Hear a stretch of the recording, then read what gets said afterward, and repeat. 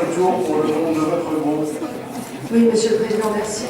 Tout d'abord, un point de méthode. Je m'étonne pour la première fois, depuis que vous êtes élu, de faire passer le groupe qui vous suit en termes d'effectifs dans un ordre différent, alors que l'UMP s'est toujours exprimé après vous. Voilà, je suis un peu étonnée de cette méthode. C'est la première fois que vous procédez ainsi.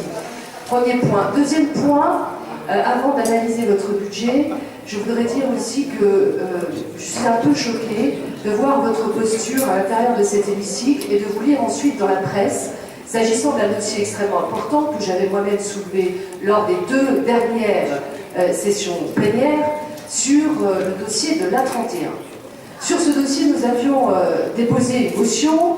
Le CESL, d'ailleurs, avait également évoqué ce dossier éminemment important pour la région. Vous avez fait rejeter par votre Assemblée cette motion, et je lis dans la presse ensuite que vous êtes en réalité sur la même longueur d'onde que nous, puisque vous souhaitez ce débat public. Donc, essayez de ne pas avoir un double langage, un dans l'hémicycle, faisant de la politique politicienne, un autre dans les médias, essayant de faire croire que vous vous intéressez à un dossier pour lequel vous rejetez une motion dont nous débattons à l'intérieur de cet hémicycle. Alors, Monsieur le Président, je vous ai écouté avec beaucoup d'intérêt sur la présentation de ce budget. Je n'ai pas voulu compter le nombre de fois que vous avez dit qui conteste, qui conteste, qui conteste. J'avais l'impression qu'avec ce mot et ce verbe, vous étiez en train de vous construire un bouclier face à l'esprit critique qui, et c'est normal, doit pouvoir siéger dans cet hémicycle parce que nous n'avons évidemment pas la même analyse que vous, ni même la vision du budget que vous proposez aux Lorrains.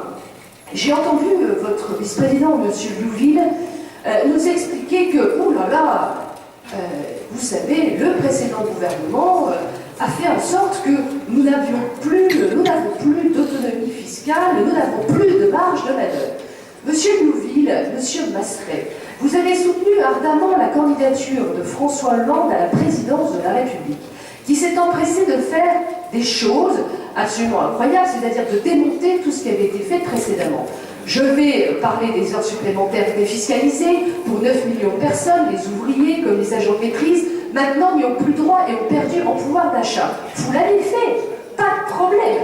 Vous avez supprimé la TVA sociale, dite anti-délocalisation, qui permettait de baisser les charges pour les entreprises et donc de permettre l'embauche et qui aurait justement permis dans cette période de crise, comme nos voisins, sortir de cette période difficile. Vous avez supprimé purement et simplement cette TVA anti-délocalisation après avoir augmenté et de beaucoup la fiscalité, plombant ainsi l'économie, les marges de manœuvre nationales et donc les marges de manœuvre régionales. Vous l'avez fait. Alors si, M. Louville, M. Masseret, vous êtes si indisposés par des dispositifs qui, selon vous, vous privent de marge de manœuvre, bien dans ce cas-là, il ne fallait pas vous gêner pour supprimer ce dispositif. Vous avez aujourd'hui tous les leviers pour pouvoir agir. Malheureusement, ce que je constate, et malgré les petits contestes qui resteront pour moi, Monsieur le Président, la même litanie que François Hollande, moi président. Et ça c'est, vous savez, tout cela est tombé comme un vrai champ de dominos.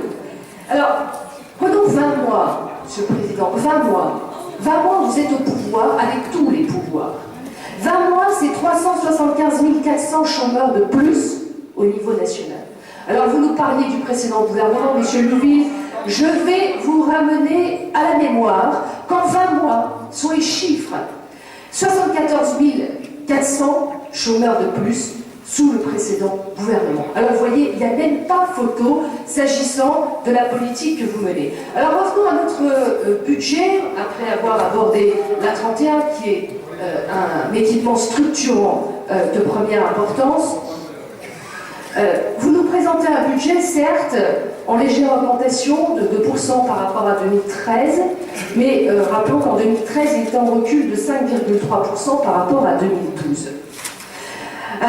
Vous avez, quand on compare l'ensemble du budget, allez, disons-le, quasi-stagnation, mais je voudrais dire sur ce budget, à la lecture de ce que pourrait en faire un bon père de famille, gestionnaire, Parce qu'un budget, vous savez, le budget de la région, le budget d'une famille ou le budget d'une entreprise, on l'établit et on dépense en fonction de ses priorités, on investit en fonction de ses priorités et en fonction de ce qu'il est possible de faire. Dans votre budget, vous dites 36% d'augmentation sur le chapitre innovation, 24% sur le chapitre économique. Pour mettre en place le fameux pacte de Lorraine. Vous savez, le pacte, parce que les socialistes ont un mot en ce moment très à la mode dans le vocabulaire, c'est le mot pacte. Pacte de responsabilité, ce qui veut dire pendant 20 mois vous avez été irresponsable, pacte pour la Bretagne, pacte pour Marseille, pacte pour la Lorraine, enfin des pactes partout, mais très peu d'actes. Je dirais au contraire, vous avez dit, nous n'avons pas d'empreinte toxique, monsieur Bouville. Mais vous rendez-vous compte, et M. Kayser est à mon côté, je le saluerai, et je remercie ces vice-présidents qui maintenant commencent à monter au créneau pour être un peu plus virulents. Parce que vous dites que dans ce budget, très clairement, il y a la paupérisation de la formation professionnelle. Donc vous nous dites, on augmente l'innovation, et quand on regarde la ligne budgétaire, sur la formation professionnelle et l'apprentissage, nous sommes à moins 13%. C'est une incohérence totale. C'est une incohérence totale, tout comme le fait de cette politique nationale qui consiste à expliquer aux Français qu'on va baisser les charges, mais en contrepartie que les Français ont été matraqués fiscalement d'impôts. Vous vous rendez compte qu'aujourd'hui, tellement l'impôt tue l'impôt, il nous manque 12 milliards d'euros de recettes dans les caisses de l'État. Ici en Lorraine, vous nous expliquez quoi? On va innover, on va innover. Alors ça, on va innover. Mais alors, tous ceux qui ont besoin d'un emploi, d'une formation professionnelle ou d'aller en apprentissage, 13% de baisse. Votre voisin dit que c'est la paupérisation. Je dirais que c'est les demandeurs d'emploi qui sont sacrifiés. Ce sont les jeunes qui sont sacrifiés en Lorraine. Et quand je vois, présent dans cet hémicycle, le lycée professionnel de Haute-Moselœuvre, vous savez, il y en a 8 centres de formation qui sont dédiés au métier de la scierie. Et on nous dit il y a des domaines prioritaires, c'est le métier du bois. Et puis il y a aussi des domaines prioritaires qui sont les métiers de la métallurgie. Mais on ferme le lycée professionnel Paul Dasnois. Vous savez, je ne suis pas... moi je sais prendre mes responsabilités. Quand il faut faire des réformes difficiles, il faut savoir les faire. Quand vous avez peu d'effectifs et que ça coûte, il faut savoir redéployer ou réorganiser. Ceci étant, je constate que nous avons besoin de métallurgie. Je constate que nous avons besoin des métiers du bois.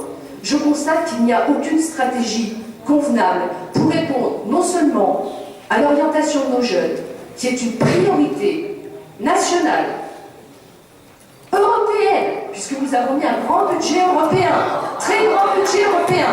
Bon, vous savez, j'étais allée, et j'avais été reçue par Ursula von der Leyen, qui à l'époque était ministre de l'Emploi, lorsque j'étais allée au centre de Berlin, qui fabrique les motos BMW. Il y a un centre de formation intégré de l'entreprise. Et j'ai toujours expliqué dans cet hémicycle que nous aurions la nécessité, nous devons avoir cette nécessité, que d'aider les entreprises, et donc flécher et aider les entreprises au développement de formes de formation interprofessionnelle, interentreprises,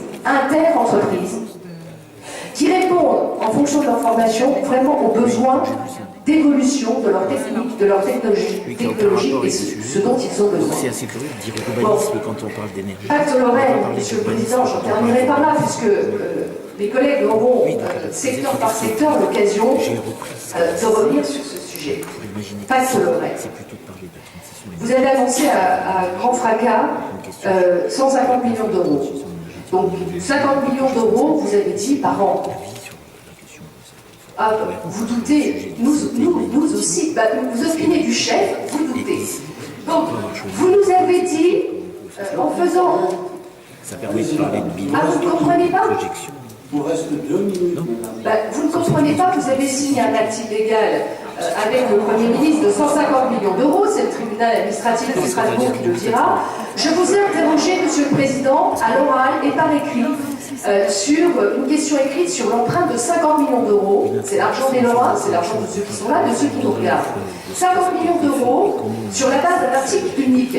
Je vous ai interrogé par oral, vous n'avez pas répondu. Je vous ai interrogé par écrit, vous avez noyé le poisson. Je donnerai donc la réponse écrite à la presse parce que vous ne répondez pas. Donc moi, je pense indispensable, si vous voulez donner une vraie lisibilité à l'action des Lorrains, de pouvoir flécher, dire où est cet argent, sur quelle action le fléchez-vous, et s'agissant, je vois que vous faites stop, oui, vous savez, on n'a pas beaucoup de temps de parole quand on est dans l'opposition. Hein. Vous avez exactement... Le pacte Lorraine, Monsieur le Président, flécher et identifier les actions. Ça n'est absolument pas, c'est cité 3 fois dans ce budget, ça n'est absolument pas identifié. Cet argent appartient aux Lorrains. Vous avez engagé, soi-disant, un emprunt de 50 millions d'euros fléché sur le pacte Lorraine. Je veux savoir si vous avez emprunté, je veux savoir à quel taux d'intérêt, je veux savoir où ces actions sont fléchées. Et je veux savoir également, parce que je laisserai la parole à mon collègue Jean-Luc Paul, pourquoi vous ne tenez pas votre engagement contractuel de financer le centre Pompidou à Metz, puisque vous supprimez 1 million d'euros. Merci, madame.